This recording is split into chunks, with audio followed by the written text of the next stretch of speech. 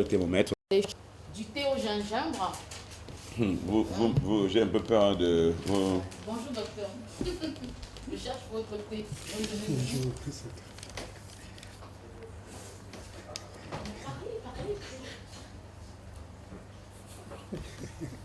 Docteur, je suis dépassé. Docteur, bonjour. Bonjour, commandant Jason.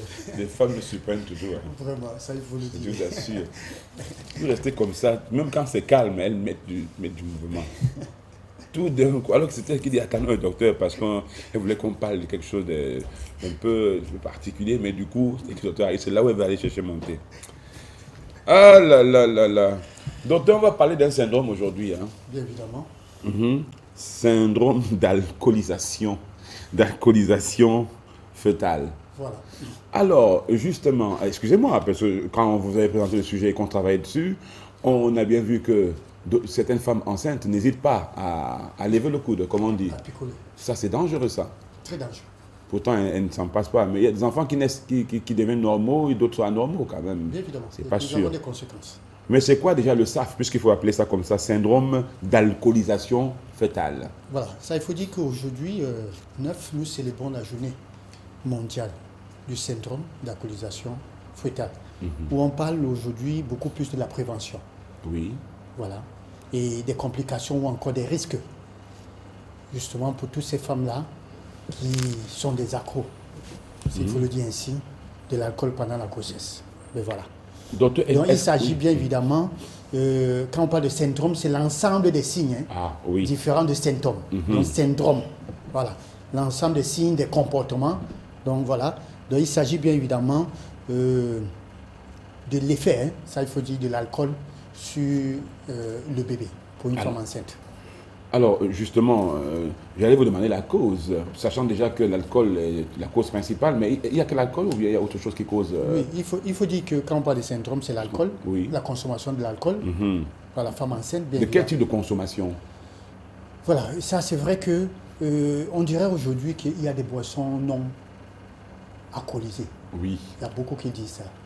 Je ne voudrais pas citer, sans publicité, parce que donc, qui se trouvent dans des boîtes là, on dirait que non, ça n'a pas d'alcool, la femme est peu. Non, l'alcool, il s'agit bien, alcool, on parle alcoolisé, pour autant dire que même des boissons, pour ne pas dire gazeuses, entre guillemets, parce que nous avons parlé ici la dernière fois du diabète gestationnel.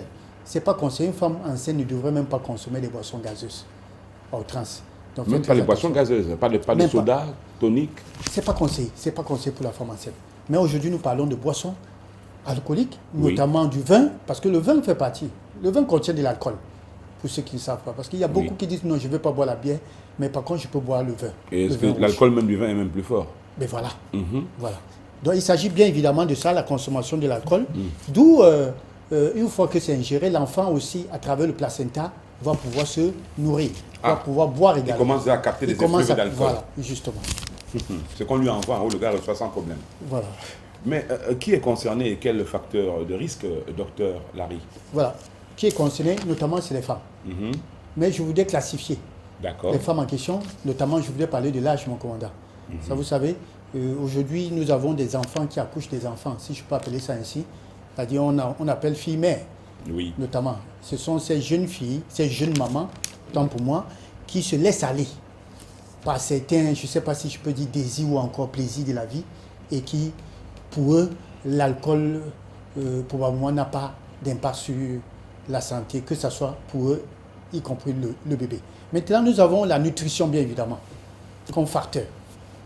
C'est-à-dire, quand bien même ils boivent, manger, c'est un problème. Est-ce que j'ai la nausée? Voilà, ça ne passe pas. Mais la bière passe. Donc voilà, en principe, les facteurs. Nous avons également comme facteur, troisième facteur, mon commandant, vous savez, il y a des gens aussi, je ne voudrais pas dire antécédents familiaux.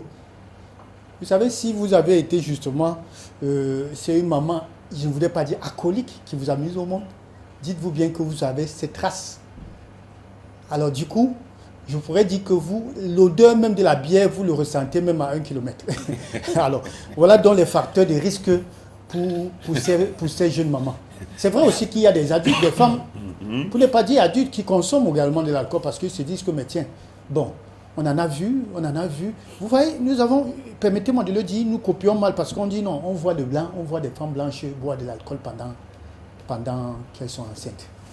Et j'ai la question, j'aime souvent poser la question, mais ces femmes-là, quand elles boivent même de l'alcool, ces femmes-là mangent bien. Nous copions mal.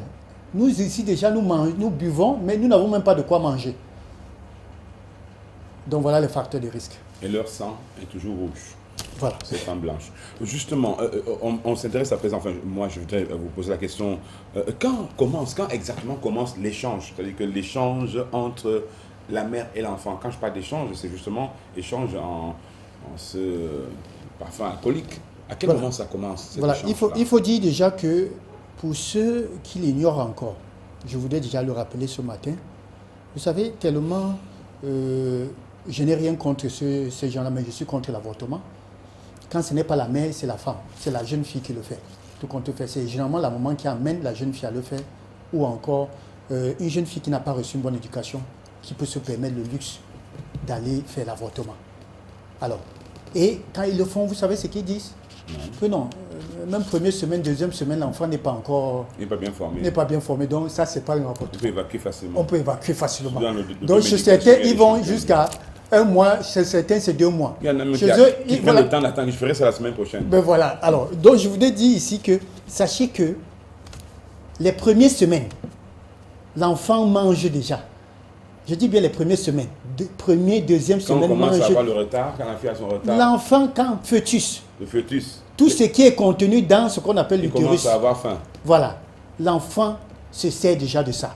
Maintenant, à partir de 4e semaine, je veux dire 1 mois, il y a donc cette relation entre le cordon ombilical, le placenta et l'enfant. Là, c'est installé à comme une partir espèce de 4e semaine. Et ça passe maintenant, c'est le relais. Le ça relais passe maintenant par le placenta. Exactement une transfusion. Voilà. Et l'enfant capte ça sans problème. Directement. C'est direct. Là, il peut même saouler. Parce que vous vous posez la question si les fourmis, on voit les fourmis. Oui. Quand ils arrivent à s'alimenter, comment vous pensez qu'un, appelons ça fœtus d'une semaine, ne peut pas aussi s'alimenter? Mais c'est quand même terrible. En ce temps, quelle est la conséquence sur le bébé qui capte ça comme une espèce de transfusion, qui reçoit ça par le placenta? Il faut dire que les conséquences, il y en a plusieurs. Commençons déjà par un mort-né. Vous pouvez n'aimer pas. Vous pouvez accoucher un mort-né. Il y a déjà ça. Il y a un bébé, le bébé peut venir avec un faible poids. Il sort tout maigrichon. Tout maigrichon. Le bébé, il peut avoir une fausse couche. Voilà les conséquences. Maintenant, parlant sur le bébé qui arrive à pouvoir voir le monde, nous avons parlé hier du QI. Oui. Je voudrais parler de déficience mentale. C'est un bébé qui aura tous les problèmes en ce qui concerne l'éducation, la mémoire, le comportement. Malformation. Parce qu'il s'agit déjà d'une malformation, d'une anomalie congénitale déjà. Parce que le bébé vient déjà. C'est déjà ça. Que cet enfant ne comprend pas, il est bizarre. Voilà, malformation des organes génitaux, Ouais. malformation des articulations. Je vous assure, mon commandant, s'il faut citer, il y en a plusieurs, les conséquences. Mais docteur, pourquoi l'OMS, je ne sais pas si l'OMS s'est intéressé à cette situation, parce que c'était un problème de santé, un grand problème de santé quand même, le fait de s'alcooliser durant la grossesse, justement. Est-ce qu'il n'y a pas un message qui concerne justement l'alcool pour les femmes qui s'alcoolisent durant la grossesse? Ça, il faut dire le message, il y a un seul mot. Zéro alcool. Voilà le Zéro message qui a alcool. été porté à toutes les femmes enceintes. On dirait même zéro aux boissons gazeuses. On dirait même ça. Oui. Zéro alcool, zéro alcool. Oui. Ça, c'est le message qui a été passé. Alors, il ne s'agit pas de prendre parce que parfois on dit non, mon médecin a demandé de prendre même un verre. Non, le message est clair, c'est zéro alcool. Vous ne devez pas boire. Voilà. Est-ce qu'on peut prévenir justement le SAF, le syndrome d'alcoolisation fœtale?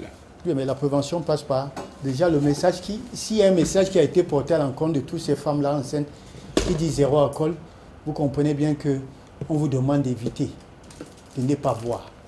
Bon, maintenant qu'on est atteint de ça, docteur, qu'on est atteint justement de syndrome d'alcoolisation fœtale, quand on est atteint donc par cette maladie, est-ce qu'il existe quand même, par espoir, est-ce qu'il existe quand même un traitement ou quelque chose dans ce sens-là? C'est vrai que le traitement déjà, il faut dire que c'est déjà un handicap. Quand on parle d'anomalie congénitale, c'est déjà un handicap. Ça veut dire que vous pourrez avoir des malformations, comme je le disais, que ce soit au niveau des organes. Ici, le traitement va consister justement à prendre en charge, ou encore en d'autres termes, à accompagner l'enfant qui a déjà soit une malformation. Sur le plan psychologique également, c'est important parce qu'il faut dire que la vie sociale de l'enfant est justement également touchée, d'où il faut l'accompagner, d'où ces enfants justement qui sont sujets à ce syndrome doivent bien s'alimenter, ça il faut le dire déjà, ils doivent bien s'alimenter. Et ça, je voudrais rendre grâce à Dieu pour certaines chaînes de la place qui organisent des coups de cœur pour ces enfants, pour ces anomalies. Mais c'est vrai que je me réserve parfois, ça il faut le dire, à pouvoir contribuer ou encore apporter ma modeste contribution pour ces genres de coups de cœur. Parce qu'il faut dire que ce sont ces femmes qui sont responsables de ça. Ça, il faut le dire haut et clair. Si vous ne buvez pas et vous vous alimentez bien, l'enfant sort en bonne santé. Alors, si vous buvez, l'enfant viendra avec des anomalies et vous serez les premiers à aller dans une chaîne de la place pour qu'on organise, je ne sais encore comment on appelle ça. Donc ça, il faut vraiment le décrire haut et fort. Et parfois, ils font pitié. D'accord, docteur. Alors, docteur, avant de donner votre mot de fin pour le conseil afin de se séparer ce matin, docteur, qu'est-ce qui peut justifier qu'un enfant, par exemple, ait un ventre ballonné?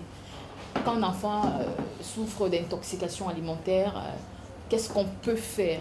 On peut sortir du sujet pour aider ceux qui nous regardent. Non, ben, il faut déjà dire une chose, c'est qu'une intoxication alimentaire, il y a dans l'intoxication alimentaire, dans l'alimentation, il y a intoxication alimentaire, il y a ce qu'on appelle l'intolérance alimentaire. Maintenant, il faudra saigner, connaître la cause. Parce que intoxication, il y a déjà infection. Une intolérance, il n'y a pas d'infection. Une intoxication, dites-vous bien, c'est très dangereux parce que, je prends un exemple, que l'enfant, vous donnez à l'enfant un poisson pourri, s'il faut le dire ainsi. Ça va provoquer justement ce qu'on appelle une intoxication. Alors, quand on parle d'intolérance, la différence, justement, c'est qu'il y a une incompatibilité alimentaire, autant pour moi, excusez. Voilà, que l'enfant, on associe, c'est-à-dire ceux qui mangent les crudités, ils mettent du lait, ils mettent je ne sais encore quoi. L'enfant, voilà, des pâtes alimentaires. Ça peut provoquer une intolérance alimentaire. Maintenant, intoxication, ça, faites très attention parce que l'enfant peut faire une gastro-entérite. Et ça, voilà pourquoi je parle d'infection. C'est la diarrhée, c'est le vomissement, et c'est très dangereux. Que ce soit pour l'enfant, que ce soit pour les personnes âgées. Donc rapidement, il faut courir à l'hôpital. Ça, c'est très important. Et quand le ventre est déjà ballonné, et quand l'enfant, justement, quand l'enfant est déjà... Oui, voilà pourquoi je dis, il n'y a même pas de secret de grand-mère. Ça, je me réserve de pouvoir le dire. Quand le ventre d'un bébé, je dis bien parce que nous parlons de bébé, est ballonné et dur, non, la seule chose, c'est d'aller à l'hôpital. C'est d'aller à l'hôpital. Pas de secret de grand-mère. Ne vous permettez pas le luxe de masser. Vous allez masser quoi? Vous massez quoi? Parce qu'il y a des gens qui le font.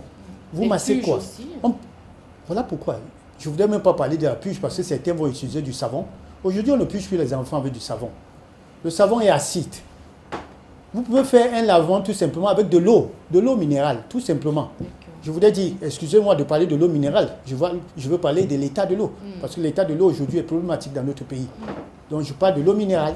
Simplement, pas du savon. Il y a tellement des astuces pour puger qu'il faut éviter. Vous allez à l'hôpital, on va pouvoir déceler la cause. Et ça, c'est important. Parce que l'enfant peut être en train de faire ce qu'on appelle l'obésité. Dites-vous bien aussi que les enfants deviennent obèses. Et ça, l'une des causes, c'est pourquoi? Parce que les enfants ne siestent pas. Et tous les bébés, les enfants qui dorment tard, tôt ou tard, développent l'obésité. Ça, il faut le savoir. D'accord. Mais il y a une bonne nouvelle, on peut guérir de cette intoxication. On peut guérir d'une intoxication alimentaire. Si la prise en charge est rapide. D'accord, docteur. Alors, un conseil pour le syndrome d'alcoolisation fœtale? Voilà. Le message que je peux porter ce matin, c'est zéro alcool, comme l'OMS le dit. Alors, c'est vrai qu'on aurait dû écrire sur les bouteilles également de bière ou de vin que femme enceinte n'est pas boire, comme on en a fait pour les cigarettes. Pour ceux qui pourront lire. Voilà, pour ceux qui pourront lire également. Ça, c'est important. Mais nous le rappelons ici à travers LTM, n'est pas boire de l'alcool. Une femme enceinte doit savoir ce qu'elle doit manger et quoi manger et comment manger. Si vous voulez avoir un bébé beau, un bébé intelligent, nous parlons du coefficient intellectuel hier, un bébé intelligent, sachez que cela passe par l'alimentation. Voilà. D'accord. Merci beaucoup, docteur. Au nom de toute l'équipe de production, nous vous remercions. 2 numéros de téléphone, mon commandant, pour joindre le docteur Larry, qui sera des nôtres demain par la grâce de Dieu. C'est facile, 699 65 57.